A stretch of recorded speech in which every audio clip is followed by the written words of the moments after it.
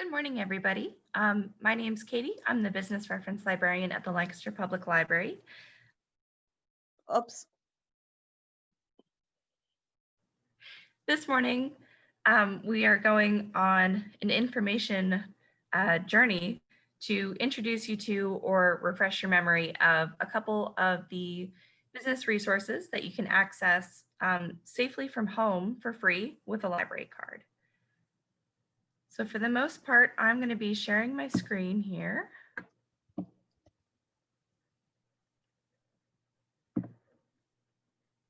Okay.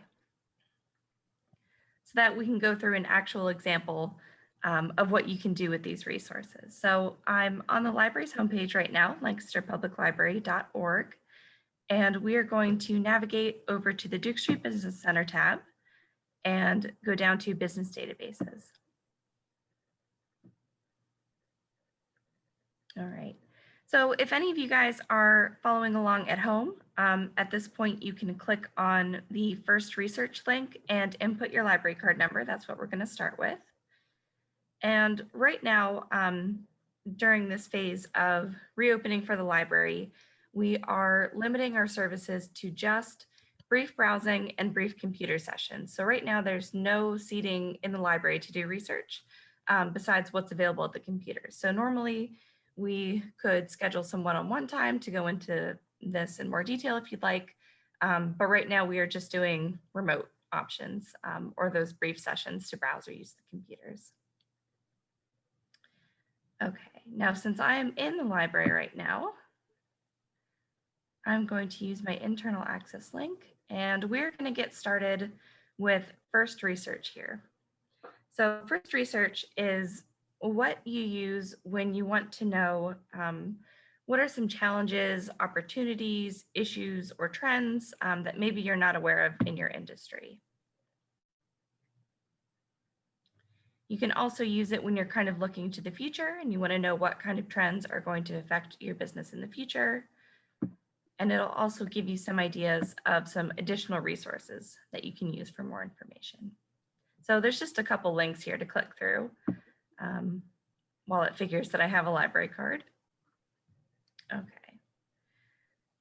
So on the homepage here, it's relatively simple. We want to start by inputting either a keyword to describe our business or an industry code. And the industry code refers to either an SIC code or a NAICS code. So I prefer using a NAICS code. It stands for the North American Industry Classification System. It's a 2 to 6 digit code that describes your industry. And it's important to have when you're doing research so that you know that you're researching the same industry across these resources. So it's a consistent way of identifying your industry. So I'm just going to really quick hop over to the NAICS website. And this morning, as an example, we're going to use restaurants. So if you are thinking of opening a restaurant or you own a restaurant, that's going to be kind of our example here.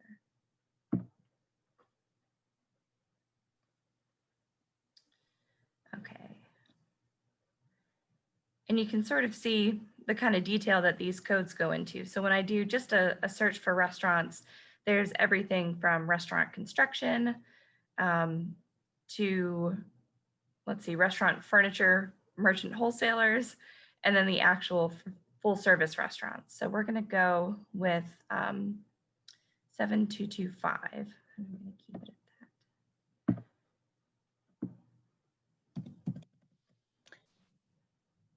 If anybody has questions while she's going through this, if it's a little bit confusing to you, ask so that it can be clarified, because I want you to be able to use these tools afterwards when you get home. Okay? Yeah, feel free to interrupt me at any point, especially in the morning. I think I tend to maybe talk a little fast when I'm still waking up.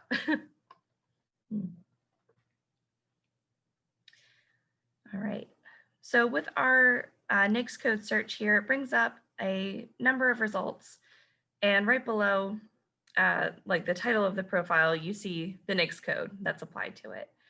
So here, when I search for 7225, that's going to be broad, any type of restaurant. Whereas if I had gone 722513, that's going to be specifically fast food, quick service restaurants. So I want to keep it relatively broad for today, and we're just going to go with restaurants here.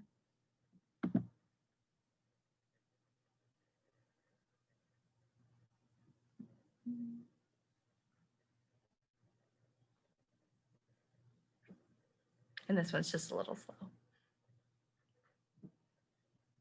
Okay. So here's our profile. And this is essentially what you have with the database. So there's really nothing to download or searches to run. It's just looking up your profile and going through when you need to maybe focus your research questions, or if you want to kind of catch up on news. You can see that this profile was updated pretty recently. So just last week, it looks like. And on this kind of brief profile section, it breaks down the industry growth rating. So of course, right now, slow growth. And it breaks it down into demand, need, risk. You can look through the quarterly updates, but for now, we're going to focus on just a couple sections on the left here. So I'm kind of circling them with the mouse. Critical issues, business challenges, business trends, and industry opportunities. So these are going to be kind of brief insights into your industry as a whole, covering things like demographic changes, economic factors, environmental factors that might affect your business. And it's a relatively simple resource to use. You just click on the section you want to look at, and it breaks down just key issues for each section. And of course, things that reflect our sort of current post-pandemic world, your dark kitchens. Now let's look at critical issues. So maybe I'm testing my own knowledge of the restaurant industry, and I need to ask maybe a particular research question and I don't know where to start. Well, as the name implies, first research is a good place to start your research. So under critical issues here, I have some insight that talks about increasing competition for restaurants. So in addition to similar restaurants, right, that sell similar foods, there's increasing competition from a broader range of businesses who are competing for customers who need to eat, right? So places like grocery stores, warehouse clubs are providing more ready-to-eat meals and sides, often at a better value than restaurants. Convenience stores, gas station, coffee shops, delis, which are selling sandwiches and beverages, are starting to cut into restaurant shares of the lunch market, and home cooking, of course, is becoming such a big thing when everybody's trying to stay home and stay safe. So we'll kind of use that as an idea to guide our research through the subsequent resources. The idea that our competition is increasing and we need to know who our competitors are and kind of how we can gain an edge there. So in addition to these sections here, I also want to just point everybody to this last section, the websites and acronyms. So you can see like these snippets are pretty short, usually just a couple sentences. If you need more information, professional associations are pretty much always the way to go. And this is just a nice, short, curated list of other organizations who provide information about this industry. So there's, of course, ones you might recognize, National Restaurant Association being kind of the big one. But there's others that cover maybe specific regions or particularly news. The one downside with these is that they're not necessarily free resources. So because they are operating just within that industry, they often have a membership fee, which could be anything from, you know, a couple dollars to thousands of dollars. But they usually have tons of resources that you can tap into, including industry reports, surveys, statistics that you really can't get elsewhere because they're hard to collect, they're expensive to collect. But it's nice because they're doing all this work just for this industry. So that's kind of the benefit to these. All right. Some acronyms if you need them. All right. Now, are there any questions with first research here? Okay. All right. So I'm going to close this and we are going to move on to A to Z databases. So that's the first one on the list. Again, if you're following along at home.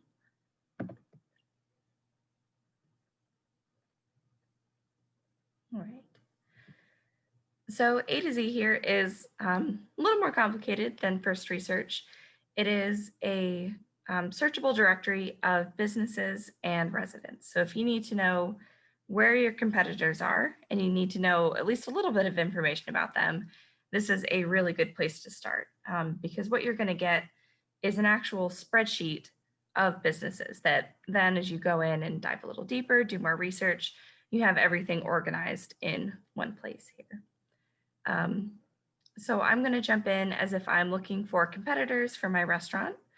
And to do so, I want to do an advanced search for businesses. So I'm not looking up a particular business. I want to actually get into a little bit more detail.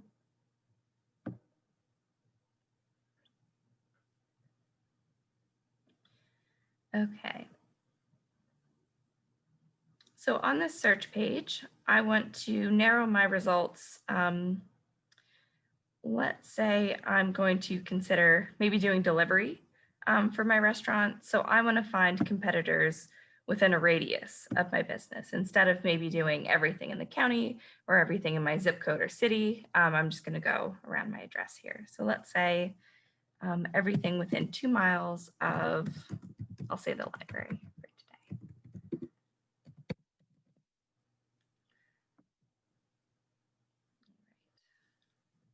And you do want to make sure you're hitting this little verify address button here, or you get a little error message. Okay. Then you have a couple ways that you can narrow down the type of business that you're looking for. So you could, of course, jump in with a keyword search where you're maybe looking up very specific type of restaurants, burger restaurants. I think they even include Cajun restaurants. But there's some downsides to this. So there's not necessarily a person who's assigning these keywords to a business, right? So they might be looking for certain keywords in the title or maybe data based on larger public companies where the information is a little easier to tap into. So I am generally careful with using keywords because although they're ultra specific, they're not necessarily reliable. And at this point, we want to try to cast a pretty wide net to make sure we're not missing anything and then narrow down as we need. So of course, keywords an option, but I would recommend sticking with the NAICS code at this point. And this is why I grabbed sort of the broader NAICS code that covers all types of restaurants. You can include a search with multiple NAICS codes. So if you wanted to look at restaurants, the wholesale clubs, you could do that. But let's stick with this for now. You do have some more options if you want to narrow down by employee size, revenue, whether a business is public or private, whether it's a small business, but they don't always have the most reliable way of collecting this information. So let's keep it broad for now. And usually as I'm searching, I like to just check how many results I'm getting. So that's why I'm hitting this update count rather than jumping right to the search results. The update count just tells me the number of results, right? So I know if it's going to be too broad or too narrow, and then I can kind of adjust my search as I go. But 192 sounds okay. So we are going to jump in to the results here.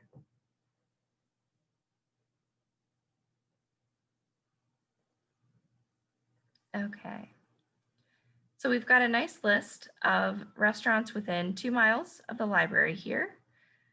And I'm going to just go ahead and give us more records on the page here. This is actually a relatively new feature and it's pretty handy because you can download up to 1,000 results at a time. So if you were going through 8 pages, you know, click, click, click. That gets a little tedious. So that's definitely an improvement. Okay. So with this list here, we can take a look at, let's just say one of the records here. We'll look at Iron Hill.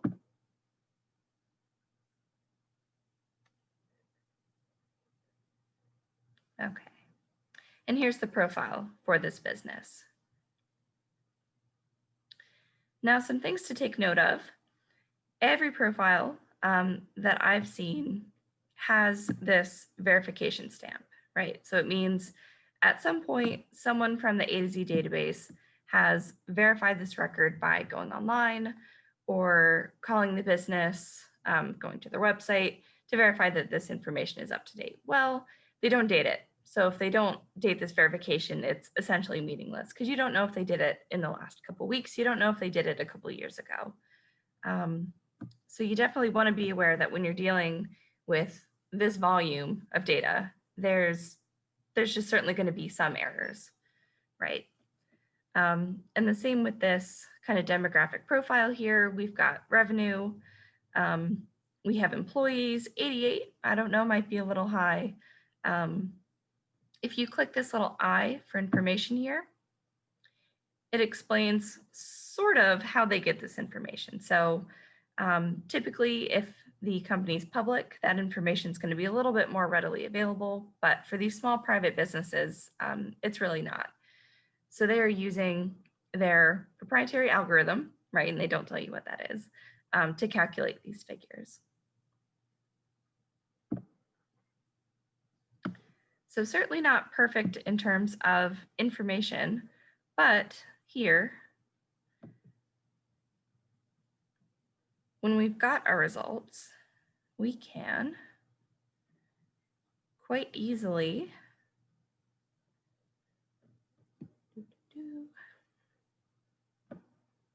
select everything. And of course, this is just a quick way to select all the results here. You know, if you see results that you know you're not interested in, let's say you are serving food that you know can't be found at a grocery store, right? You can uncheck the Weiss, you can uncheck the, the conference center at IU13, which I guess does technically serve food at times, and just uncheck results that you don't need. And then we can actually download it.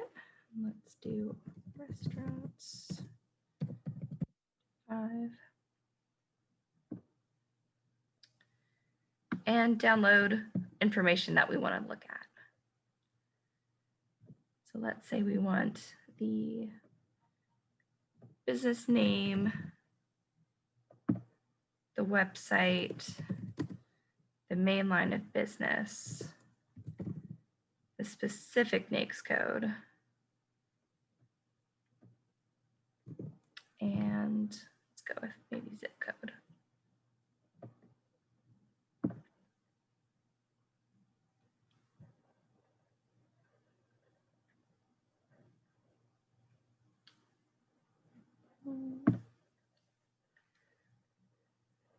I'm actually going to open up this file here.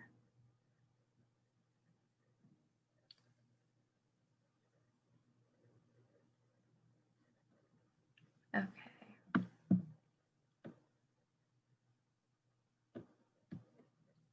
All right, and you guys can see my Excel file here? I hope. Not yet. Okay, thanks. All right. So with this saved offline and in a spreadsheet, you can start sorting by the different types of restaurants that you have, whether it's a convenience store, a grocery store, a restaurant. And if you go into the more detailed NAICS system, you can break it down by the full service versus the quick service, and break it down by location as well if you're searching with something with multiple zip codes. Katie, I don't know if it's showing. Can everybody see the spreadsheet? No. No, it's okay. not showing. Okay. You might have to be sure you're sharing that particular file. Okay. All right, I think I can do this relatively quickly. How's that? There you go. Okay. Sorry about that. Thank you. So with this here, you kind of notice that A to Z doesn't really get into anything super current, such as, hours, menu, particular services. So now you have a really good starting place where you can look at, you can start doing research through search engines, social media, websites, and then you can fill in more detail that you need to really dive into a competitor analysis. But with this, you have it all in one place, and that's really the benefit of A to Z. So where you might notice that, maybe you see a restaurant that doesn't exist anymore, it's as easy as removing it right from your spreadsheet. Okay. Any questions with A to Z here? Okay. Now let me make sure we're back on the... Well, she does that. It's really a great resource tool to be current on issues in your industry. And also, as she's showing you, to track your competitors. You can learn from what they're doing. They can help you be stronger in your business as well. Mm-hmm. All right. And if you have additional questions about A to Z, or if you maybe jump in a couple months and you've kind of forgotten some of this, they do have a number of pretty useful intro videos up here. Okay. All right. So then we'll move on to the last resource that we're going to look at. So we also have access to D&B Hoovers here. It's not really something we're going to focus on today, but if in the future you're curious about it, we do have it here third on the list. But let's jump into Simply Analytics. All right. You're welcome to create an account if you wanted to save your work, but I think it's usually quicker to sign in as a guest here.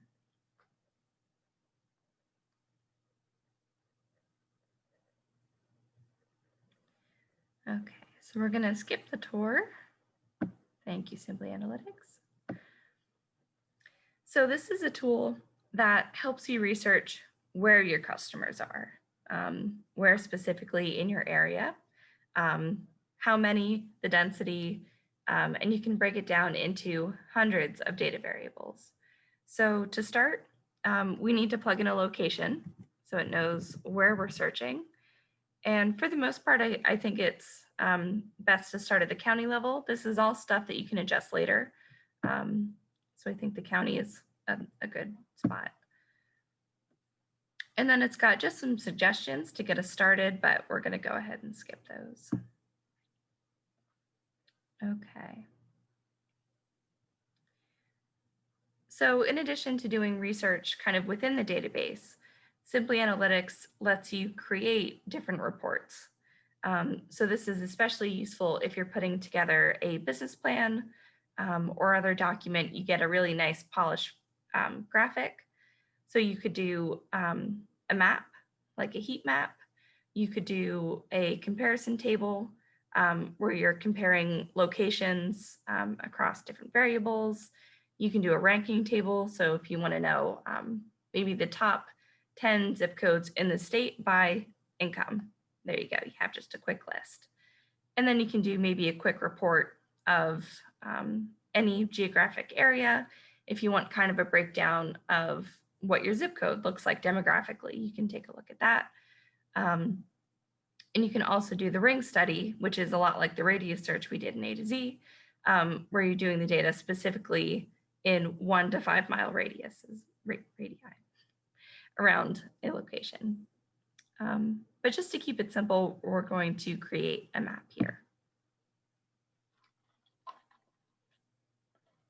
Okay, so we've selected our location, the type of report we want, and now we need to tell it what kind of information we're looking for. So maybe as a restaurant, we are trying to hone in on the particularly at-risk segment. So let's say people who are over the age of 65, who are maybe, especially now a couple months into quarantine, they're really invested in staying home, maybe until there's a vaccine. So we kind of want to target that older population. So there's a couple ways to do that.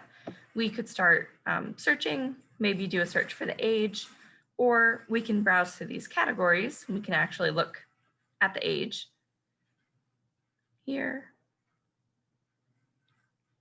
And you can kind of see how it breaks down age ranges. Okay. So we've got the number of people who are 65 and older, as well as the percentage of people who are 65 and older. And I think it's important to look at both, just so that you know, if you use a percentage, you need to know a percentage of what. And if you just have the flat number, that doesn't always tell you about, you know, how dense that population is. So let's go ahead and close that. All right, so I think that looks good. Lancaster County, we're looking at people over 65, and we can hit done here. That'll take a second to load. Now, for the most part, this data is coming from the census and the American Community Survey. There's a couple surveys from the Bureau of Labor Statistics. So this is all otherwise free information that you can get just publicly because it's funded by the government. But Simply Analytics really makes it easy to tailor these nice graphics here. So as I'm kind of scrolling in, you can see that the map adjusted from counties down to zip codes here. So now we're viewing the percentage of people over 65 by zip code. And you can, of course, jump in and edit this. So we could look at maybe local quantiles. We could change the number of categories if we wanted to get a little more specific. We could change the color. You really have a lot of options here for what you want to do. And then as you scroll in,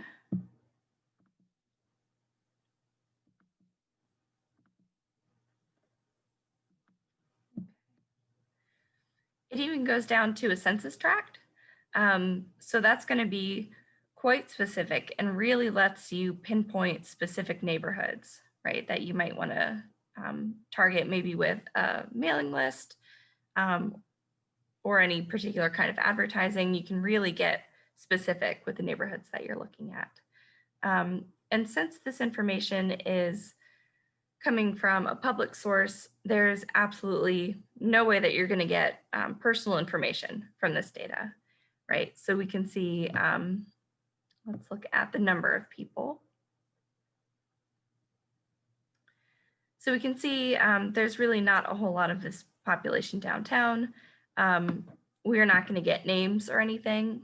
If it was so few people that you could potentially identify information about somebody, they just won't make the data accessible. So they really prioritize people's privacy, which is great, of course, because you want people to respond to the census, right?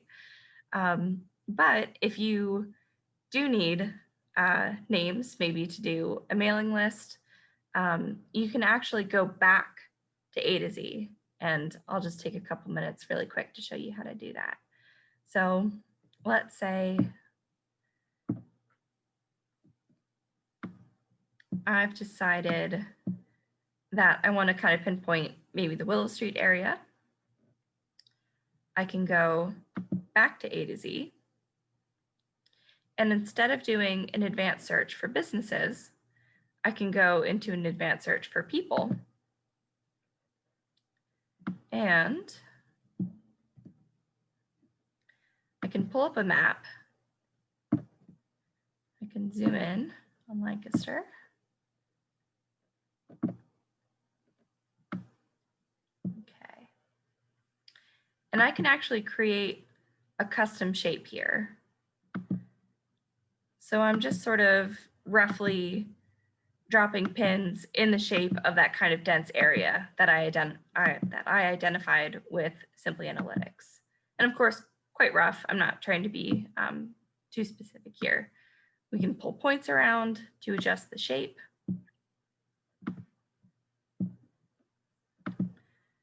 And once we've got that, then we can actually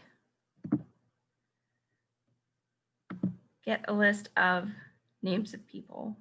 So let's say our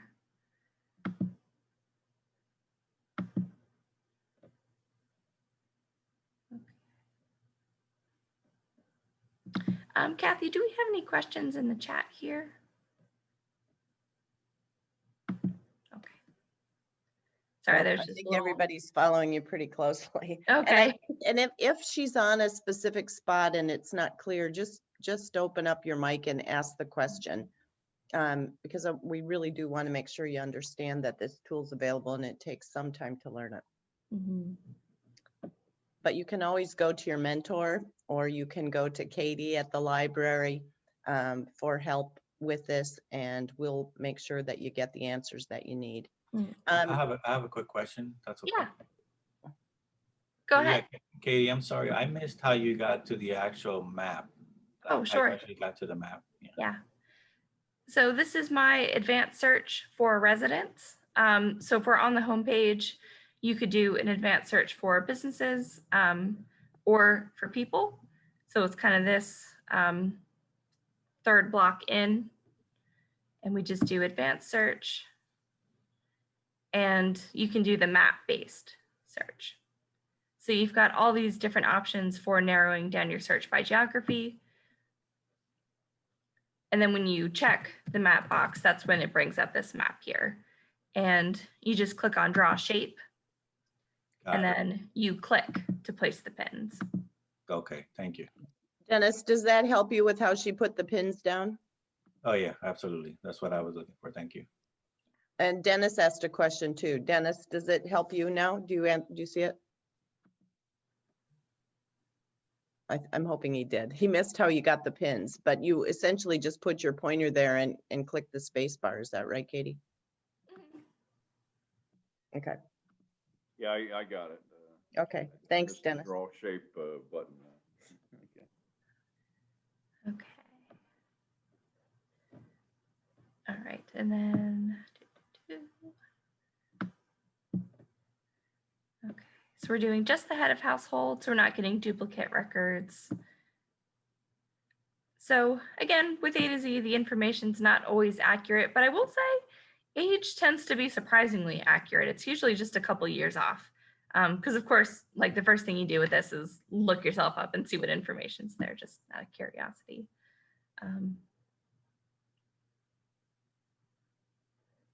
Okay. And then you've got a list of names. So again, you can do up to 1,000 at a time. You can do more than 1,000. You just have to do it in multiple downloads.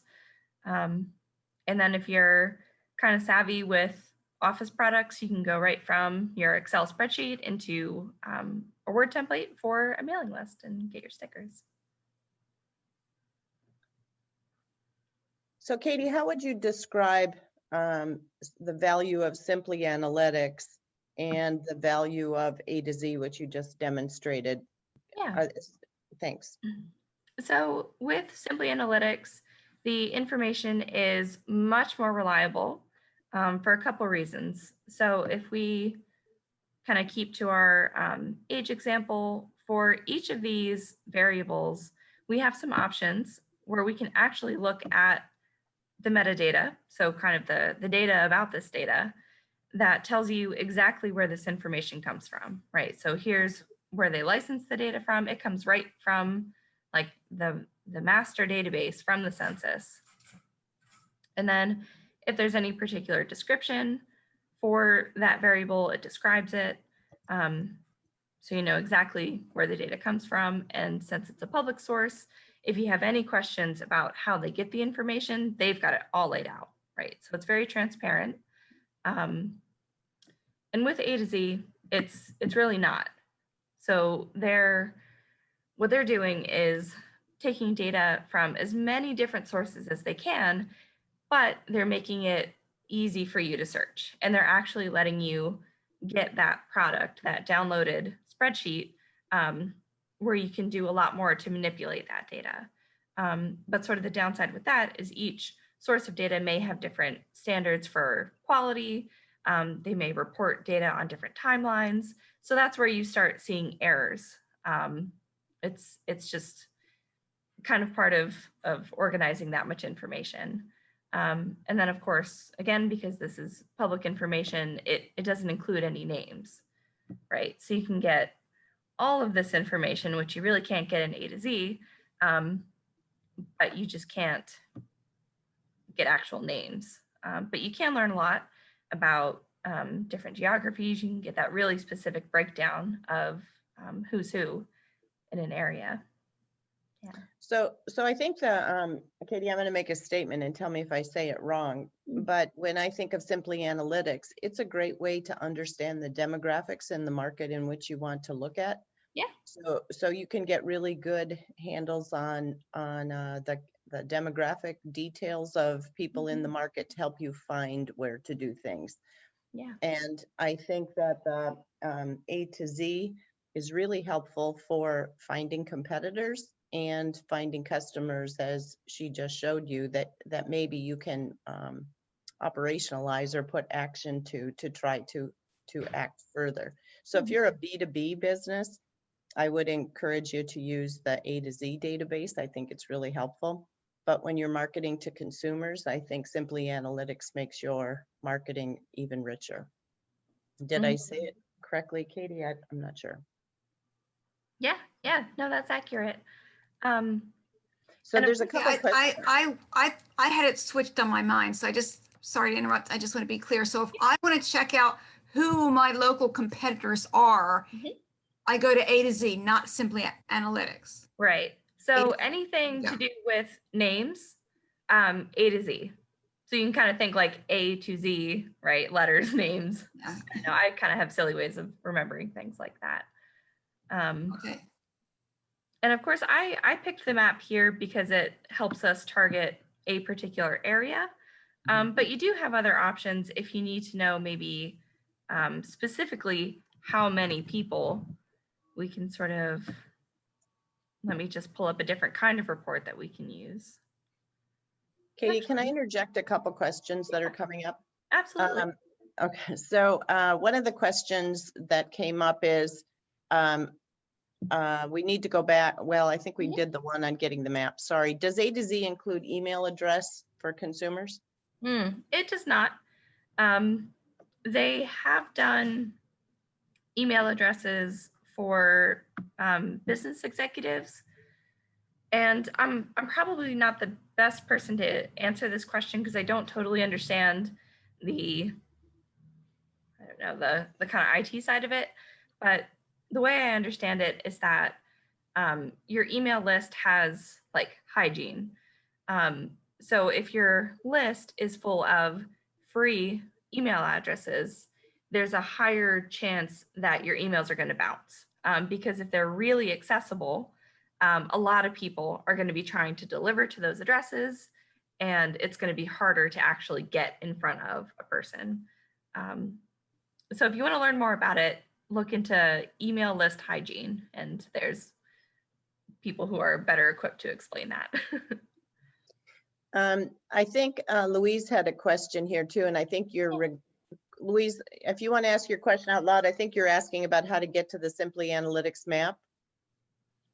Oh, no, my question was in A to Z, after you create the map, how do you come up with the report, the list of all the names? But I found it. You just have to click search. I wasn't clicking on search. Okay, I'm good. Yep, thank you. Got it. Okay. And then also one of our other people asked a question about, do you use Reference USA? We used to. And I think Reference USA just changed to Reference Source, I believe. It just changed names. You can get Reference USA actually through the Free Library of Philadelphia. You can sign up for one of their library cards for free from home, as long as you live in Pennsylvania. And they've got access to Reference USA and I think Mergent Intellect, which is kind of similar. But actually, as far as I understand, the guy who started A to Z left Reference USA. So it's kind of the same team, and I think one just sued the other successfully, but they're quite similar resources. Katie, one other question that's popped in while you're here in Simply Analytics. Are there stats that show disability-related populations? Let's take a look. I think so. Let's do.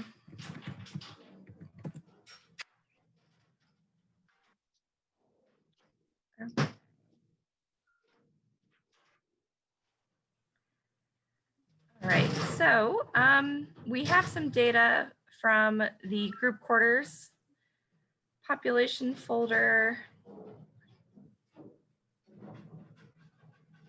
So it's more like people who are living in a particular type of environment. You know, I really thought there was.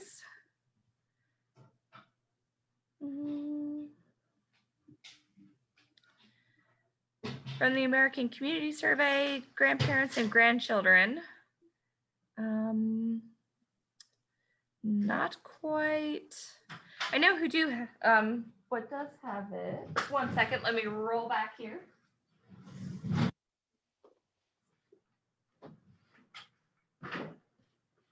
Okay, this is why I do this in the business center. So it's a little out of date at this point, but the Pennsylvania County Data Book, this is from the, forget what it's called exactly. It's like the Pennsylvania State Data Center. So you can go online. These are relatively cheap reports. They do break down type of disability, and they categorize it as like whether it's a physical disability, an intellectual disability, if it's like a sensory disability, and you can get those statistics by municipality, which is kind of interesting, because this, as far as I know, is the only resource that breaks down this demographic information by municipality. For the most part, it's either zip code or census tract. So Maureen, I Katie. guess you're going to have to go to the library. Katie, Yeah, at the very bottom category, health, what would that show? Let's take a look. This here.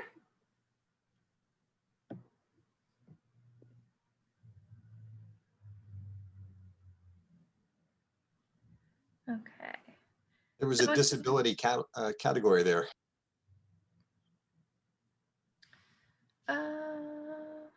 I was just gonna add, I worked on the Oh, yeah. census this year. Group quarters would be things like retirement homes, college dorms, those types of settings. So if anybody's looking for those areas, that's what group quarters are. Yeah, the group quarters. If there's anything else in addition to that, again, it's good to follow the data path here. So it starts by showing you what data set it comes from, and then you've got disability status, sex by age. And again, we can look at the metadata.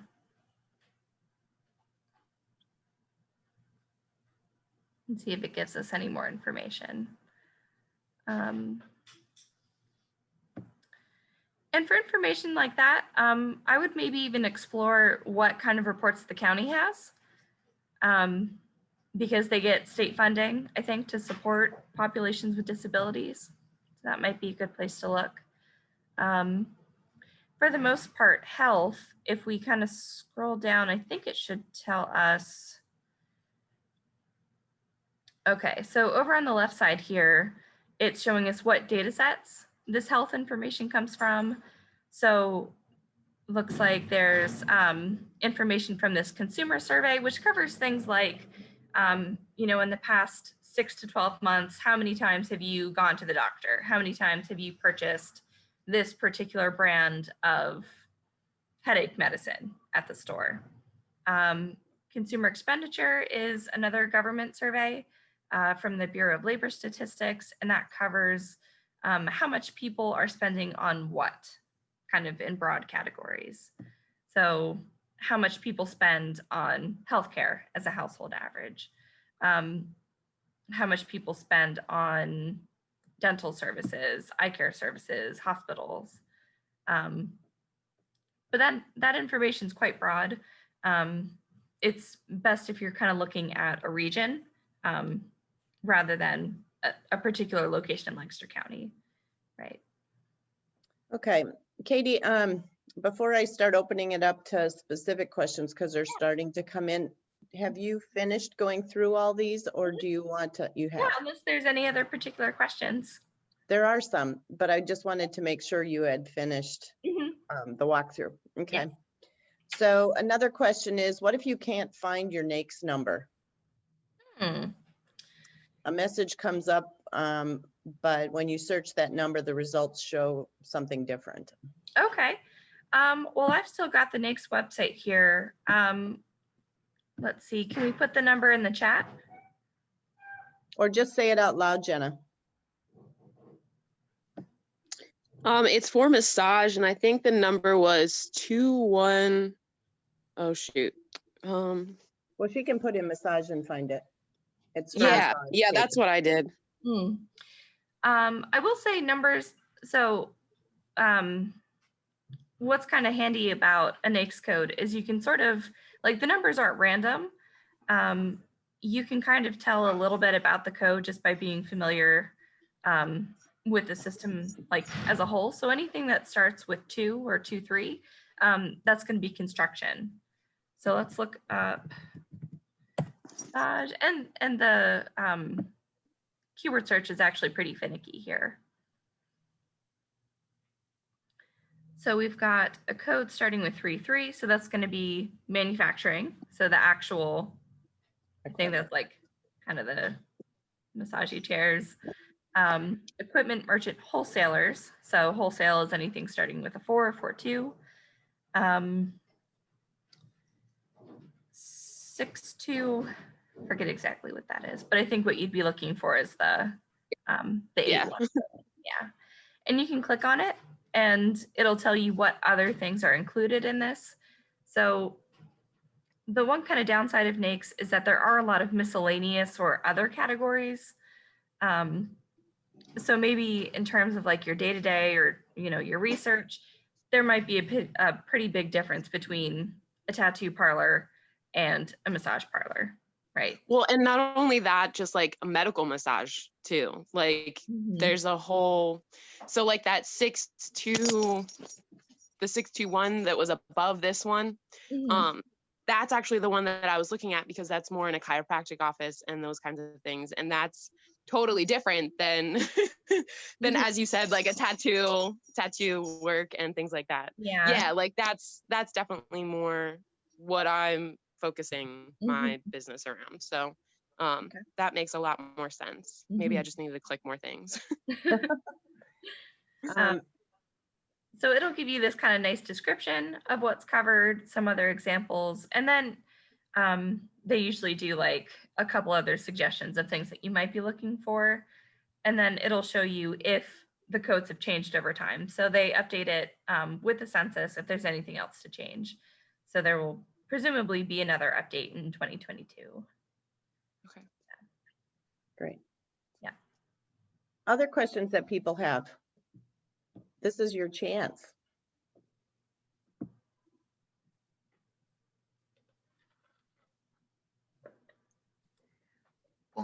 My question was, if I try this later, because I want to watch you now. So if I try this later and run into problems, can I call you or do I have to come into the library? So at this point, you don't need to come into the library because again, we've kind of limited services to just browsing and brief computer sessions. So normally we'd just kind of hang out here and go through a search together, but unfortunately not right now. The best way to reach me is by email because I actually bounce around the library a lot. But we can schedule one-on-one Zoom appointments where we can go through this again. You can see my screen and go through it again from the top, basically. Katie, Yeah. I'm sure that all these databases cost money. Can you talk about how you're funded? And if I remember a couple of years ago, there was some controversy about eliminating the funding for the business center. So could you talk about that in your future? Yeah. Well, it's a little complicated, so I'll try to keep it brief and clear. But we basically have two sort of mainstreams of funding for the business center. We have the library system funding, so that's sort of our umbrella organization, the library system of Lancaster County. So it's not a physical library, it's what lets you check out books from anywhere in the county, right, with one library card instead of having to get 15, right? So things that are funded by the system are just automatically available to everybody.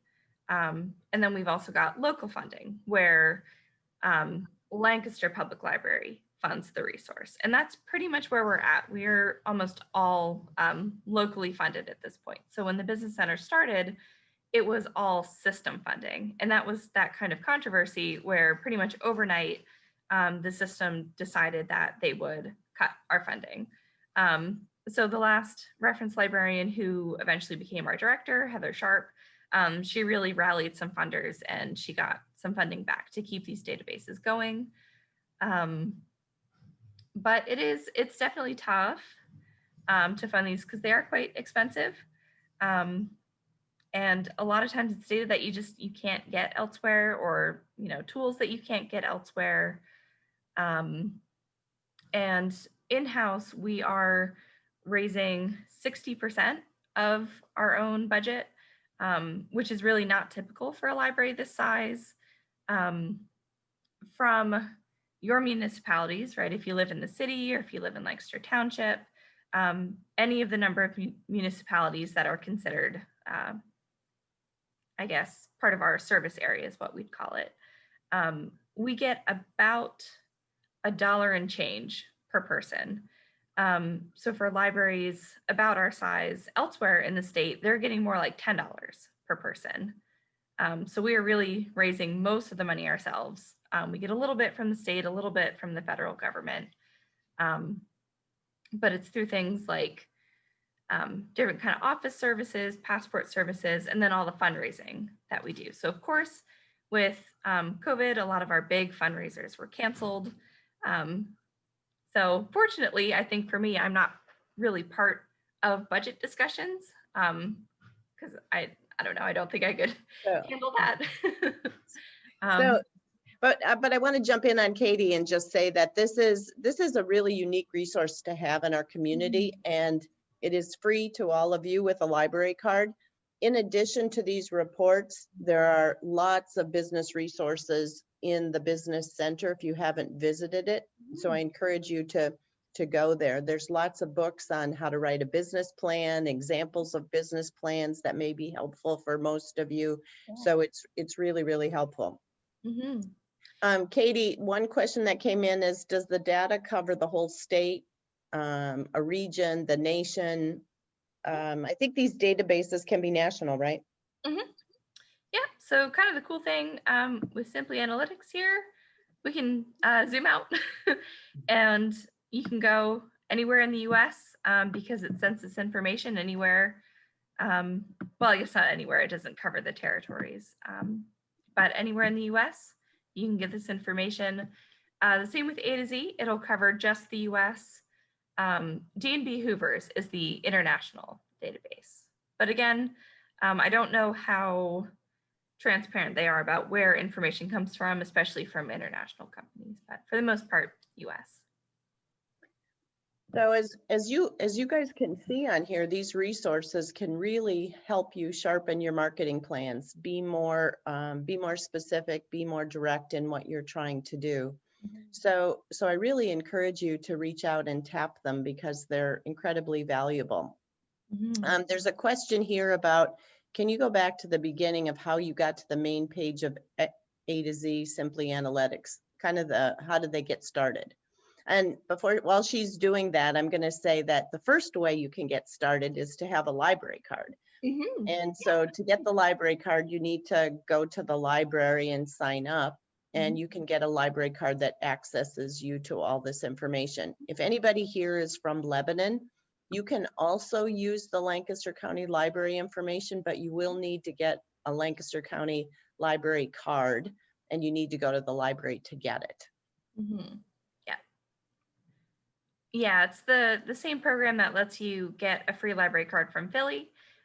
So long as you live in Pennsylvania and you have a library card from your home county, you can get one at any other library for free, provided that they get state funding, which is essentially everybody. So again, just right from the top, LancasterPublicLibrary.org, Duke Street Business Center, down to the business databases here. Can you virtually sign up for a library card? Not at this point. We were doing the remote card applications when we were closed, but currently we don't have the infrastructure to do it remotely. But I think because it went relatively well over the closure, I think the system is considering it. It's not really a decision that our local library can make, but if all the counties or if all the libraries in the county are on board, I think that's something that we'll move towards. Because a lot of libraries do it elsewhere in the state. Yeah. I'm going to, while Katie's answering questions, I'm going to launch a poll. If you guys can take a few seconds to answer 3 questions, it gives us some feedback on value of services we're providing you with these types of programs. So I'll launch the polling, but let's keep the questions coming in because this is a rare opportunity to get to walk through these resources, essentially one-on-one with Katie here with us. Yeah. Katie, in Simple Analytics, when you're pulling up the metadata, were you clicking on the 3 dots on the right-hand side of the entry? Yeah, that's kind of the universal sign for options. Let me pull that up again. And again, if you're home, you don't need to use this internal access link because I'm in the library. It knows that I've got access. From home, when you click on a logo, you get this extra page here, and that's where you put in your library card number.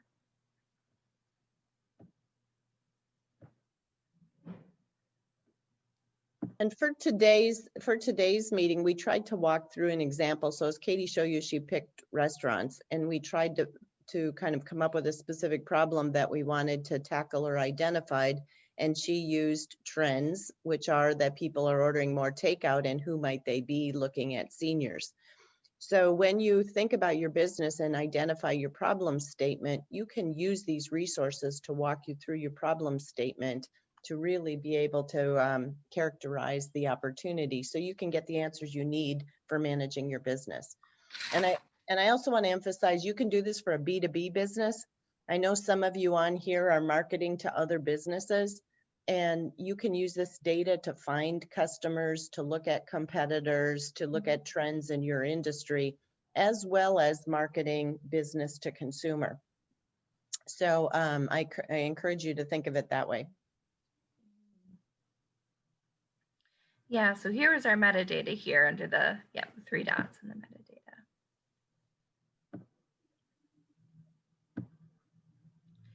And then again, if you wanted to turn this information into a list of people, after starting with the map, identifying a neighborhood, then you can go back into A to Z and pull up this map here. And that's where you can plug in an address or a zip code to zoom in on and drawing shape. And this is also handy if you want to do something like creating custom areas, like maybe the walkable downtown area, right? Something that's not really covered by a zip code or city boundaries. Look there.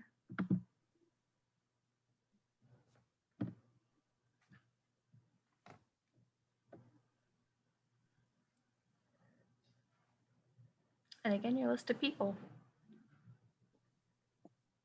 And it's just like the search for businesses. You just check. You can uncheck particular people if you need, and then download right into Excel. And there are technically profiles for individuals. I always feel kind of bad. I don't like to pick on a particular person, but we'll pick on whoever's top of this list. So it'll just do a breakdown of address. A lot of times these phone numbers aren't necessarily cell phone numbers. And again, you have to make sure that you don't violate any do not call laws. How long a person's lived there, the age, and then a little information about the neighborhood. But I'd say in most cases, the information that you get from Simply Analytics is more reliable. It just doesn't have the names.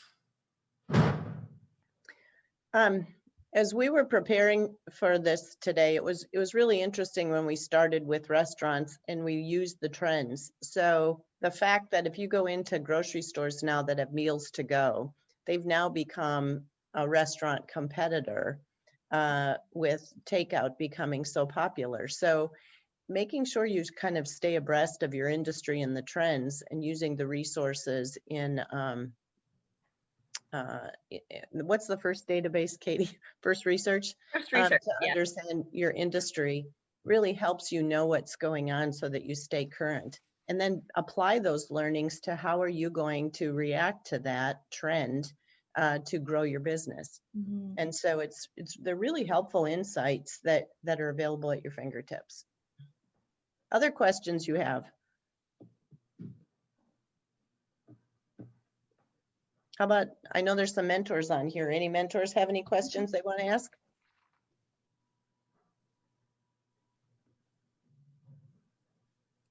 Nope. Other than the databases, what else can our clients research from online? Yeah. So let me just go back to the library's website. So we do have all of the business resources organized under the Duke Street Business Center tab. There are some additional sort of ebooks, I guess, under business reference. So this kind of book series behind me with the blue spine, this is the Business Plans Handbook. So that's got actual full text business plans. So not necessarily how to write a business plan, not questions to answer, but an actual full text example of real businesses. They have made them anonymous, so it's not something that you necessarily Google and look up their business plan. And we've actually added some of the business plans to our Overdrive collection. So if any of you like to kind of read ebooks on your phone, you can now get a selection of business plans that way, just through normal Overdrive. And there is a password actually for the Business Plans Handbook. So let me drop that in the chat here.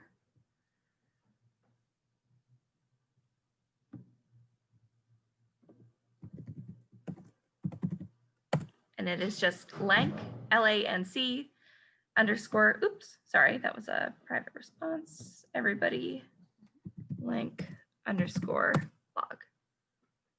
And that's just for the Business Plans Handbook. And I'll tell you, I've used that handbook many times with my clients. So for clients that are on the line or mentors, if you're trying to figure out how to structure your business plan, when you go into that reference, you can find them by business type, and it's really helpful in finding information.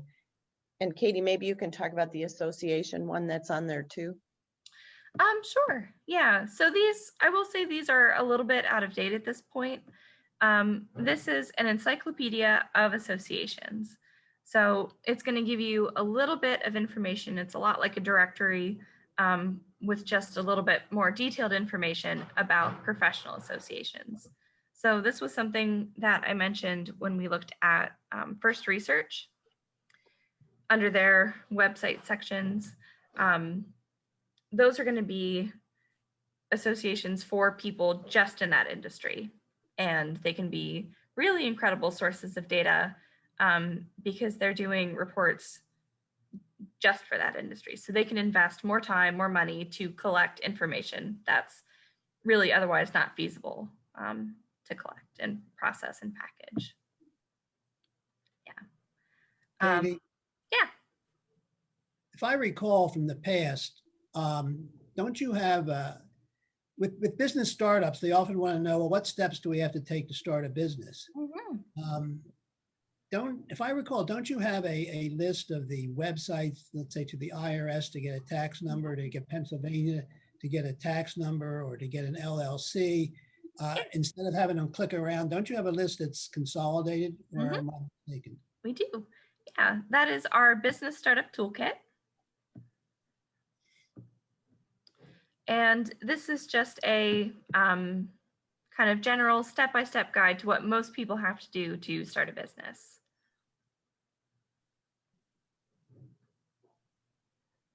And of course, step 1B is to contact SCORE. Yeah, and that runs through local resources that are available to people. And yeah, links to our resources, links to pretty much anything public and free, whether it's through the state or partner organizations. And it just kind of runs through what most people would need to do to start a business. Does that resource cover nonprofit also, or just for-profit? It has, nonprofits actually have their own startup toolkit. Oh. Mm-hmm. And that's just the next tab down. Thank you. And truly, everything you need, Diane, it really guides you through the steps of what you need to do. It's really well done, and the links are all hot so you can get to the right resource. Hope so. I try. You do a great job, Katie. Thank you. Mm-hmm. While I'm asking questions, what is your email address? Yeah, let me drop it in the chat here. Thank you. Yeah.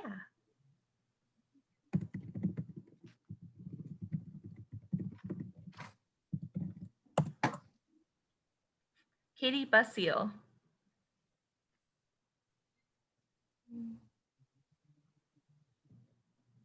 Yeah, Other Katie, questions?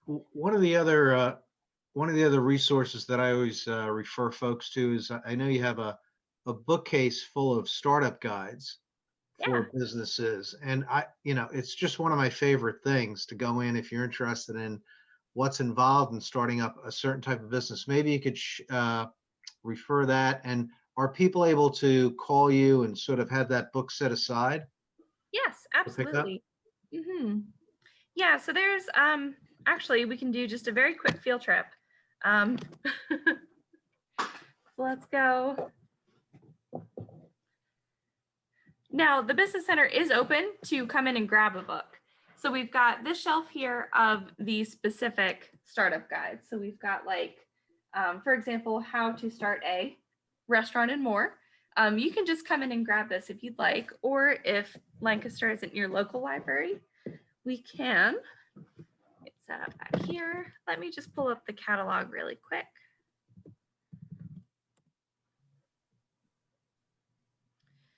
Let's do how to start a restaurant.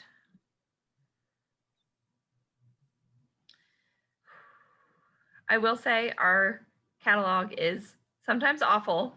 So if you don't see something, please send me an email or give me a call and I will help you find it. When you see a title that you'd like, you can just click on request it. You'll log in. There's just a little step to log in, and then you can have it sent to whatever library is closest to you. For the most part, all of the libraries in the county are open, except for, I believe, Ephrata is just doing, I think, maybe appointments for browsing and pickups for your holds. And the Leal branch is permanently closed. So it's just those two that aren't super available. Ta-da.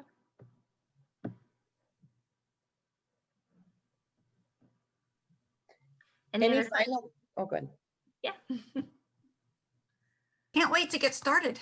Mm-hmm. Any final comments or questions for Katie? Great as usual. Thank you. Katie, I really want to thank you for coming and giving your time today, not only here on live, but also the preparation that you put in ahead of time. And Katie has helped many of our businesses in the community. So I encourage all of you to get better acquainted with her and know that these resources are available to help you be successful in your business. So thank you all for your time today. And Katie, more importantly, thank you for being here with us Of and course. being a partner of SCORE. Yeah.